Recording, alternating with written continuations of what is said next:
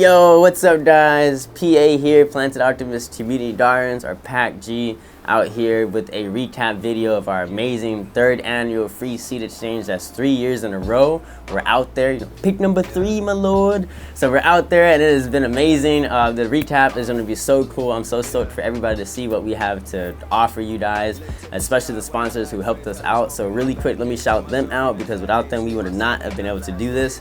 Especially for the local sponsors, we got Green Goddess, House of Herbs, Mama Sue doing it right, all the herbs you can get. We got Tropical Concept, one of the oldest fruit tree nurseries out here in the valley. They are phenomenal. We got Grow Generation, they've been putting in work. They were Hydroponics Depot, so if you guys heard me talk about them, they got bought out by Grow Gen, and now they're doing even more bigger, fantastic stuff, so check them out. We also have Fantasiacrystals, who is a dope OG crystal shop in the valley, one of the first metaphysics that's been rocking out here. Who else we got? We got AZWormFarm, who we're supporting the jacket right now, straight out of compost. All of our soil from our event, all of the pots that you guys got, all came from them. They donated all of that, so sending them loves, and we produce all of our plants, 5,000 to 10,000 plus plants a month, are all coming out with AZWormFarm soil. So if you want to know where our stuff comes from, we mix that with native dirt. And so send some love all out to those beautiful, amazing local sponsors who helped us out right in the valley, and now for the ones who were not in the valley who helped us out as well. Lux Lights, who has been killing the game. All of our plants are produced from them in the indoor greenhouse. These lights are freaking phenomenal, man, and we'll get into that for another video. We want to talk it up too much.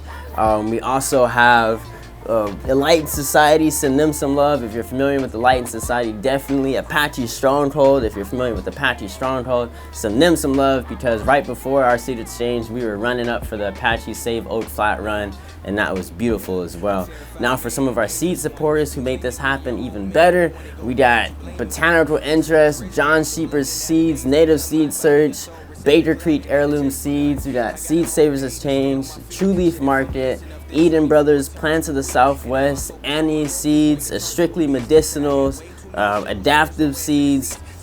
Ooh, I hope we're not missing anybody. High Mowing Seeds. All of these seed companies came out to produce a well of amount of seed packets that we gave out for totally free for our event. We had a beautiful panel, over 1,000 packets everyone got to leave with. A lot of people brought amazing seeds as well, and they donated it, traded all kinds of stuff from the youth all the way to the elders. It was just a beautiful event overall. And then shout outs to the panel. We had Little Garden Schoolhouse on there, Cheetah Volcano on there, who was just a bless. Alan, Alexis, who's also a bless. Food Forest Collective, Dr. Schaefer, also a bless. That's Latia Darden. So with everybody, man, it was just such an amount of information that was just like baffling. That was just phenomenal. So if you had to be there, we got some of it that we recorded. If you saw my video, I recorded all of it. None of it got saved, but that's why we're doing this, because this is a better video, and I'm not the best one with the camera, so we're leaving this up to the camera people. So shout out to Ben, who's hooking us up with these amazing videos so we can give you guys a recap of everything that happened, of all of this going down. So you guys are gonna love it. I'm stoked, and I hope you guys enjoyed this video. I hope.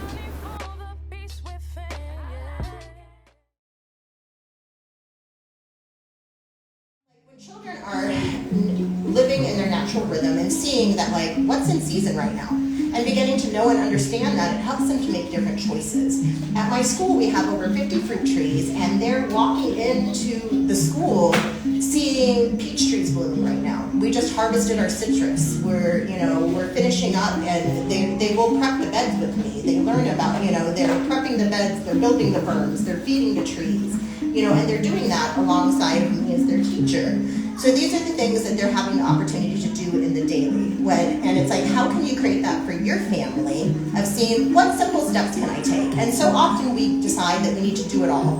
We get this idea that, we need to have this big picture, we need to have a food forest, we need to have these giant gardens. We don't. We need to take the steps where we're at, right in our moment, and look, what changes can I make to create more integration for my family into their natural world and into eating natural and making those choices. And I told the children, well, when you eat the chips and you eat the hot Cheetos and stuff, that's actually supporting the ones that are destroying the land. And the children all said, veggies only, veggies only.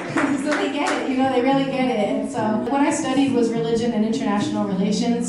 So I'm just interested in like the whole world, basically. And I know that our moment in time is extremely special and unique. And like, I think honestly, like if you think about it, and it's like cool, but also not that cool, it's kind of sad. I kind of feel like we're some of the freest people in the whole entire world right now, and like to take advantage of that freedom, that's our privilege, it's our obligation, it's our invitation, it's our celebration. Sustainability and community and reclaiming the commons and learning to have like these open minds and open hearts so that we're able to say, okay, you know, I don't know a lot really, but I am willing to give all my energy and my whole life. And by the time a few decades pass, I know that who's going to still be here. It's going to be the rivers. It's going to be the people with the saving the seeds and resisting against these patents, the biopiracy, which is, you know, these corporations come in and they take the seeds or they take the indigenous knowledge or they take the indigenous plants and put a patent on it and then try to sell it back and they get royalties and it becomes illegal for the native people to use it. When you like collectively say yes or collectively say no, that's literally power. Like we're already on a current of life, like a cosmic current of life. And so it's powerful. Being together is what's really inspiring, and knowing that there's people out there who are like ahead, not only ahead of us, but like you who has a school or people who have their gardens and who has like all the trees and everything. It's like, I'm like, yes, okay, all we have to do is keep going. There's so much hope. Learning so much from plants and how they react to the environment, and little, like a brick wall is like a microclimate. We don't think of it like that, but it's getting heat from the sun here. And so things that even you think might be annuals can be perennials, because we have very mild winters, and that brick wall is basically like just supplying heat to its roots and keeping it alive even during the frost. So just looking at things from that perspective just really turns around and makes everything, you know, you find where the nooks and crannies of plants can thrive, basically. And one of the main things I really started getting interested in was just like looking at the alternative uses for plants. You know, we call some plants ornamentals, we categorize them as that, but really there's a lot more uses behind them, even in houseplants that are tropical and are actually edible as well. Focusing on the solution is really where you start everything, because you overwhelm yourself by the problems that are going around in the world, and you're not taking action. You're worried about, oh, this is gonna happen or that's gonna happen. But if you just focus on the solution and keep pushing that forward, then that momentum will take you to where, you know, here we are. We're experiencing this community, and it's a beautiful thing. It's a beautiful process. So when people ask me about plants, in my mind, I go to the physiological models of plants, and you look at the carbon budget of the roots, the carbon budget of the stalks, the carbon budget of the leaves, the nitrogen budgets of these things. You can look at other nutrients, water pools, creating statistical subgrade models to aggregate the observed landscape and put it into the model, and then trying to come up with ways that we can change landscape that currently in Phoenix is barren, degraded, vacant land. There are some classification schemes that were applied to this 1 meter data set to identify lands that were potentially suitable for conversion into agriculture. And by modest estimates, there's 3 to 5% of the land area in Phoenix is municipally owned, vacant dirt lots that, if we wanted, we could go in and create community farms and gardens.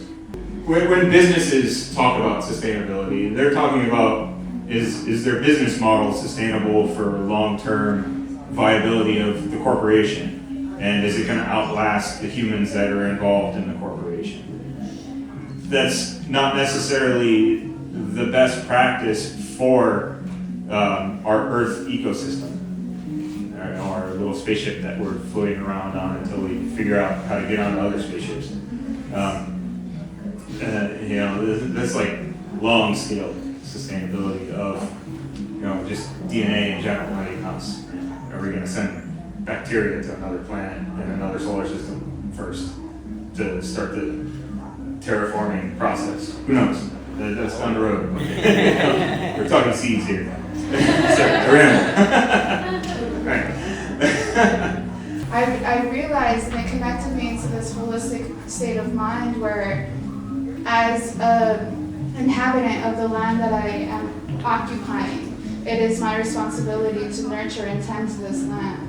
And I don't believe in borders. I don't believe in nationalities. I'm Mexican by heritage, but it's all land. We're all people, and we should be able to freely move through it. But at least as a resident of the earth and Mother Nature, I pay it gratitude in the sense where I get to occupy and breathe its air and drink from her rivers. And the least I could do is just care for it back and not throw things, not to pollute or have this kind of disposable way of thinking.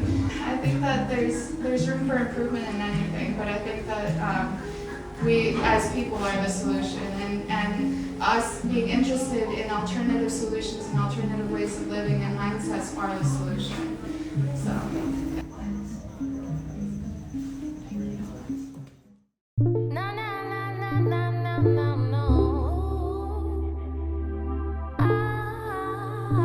To save the world. It's G1 to the rescue.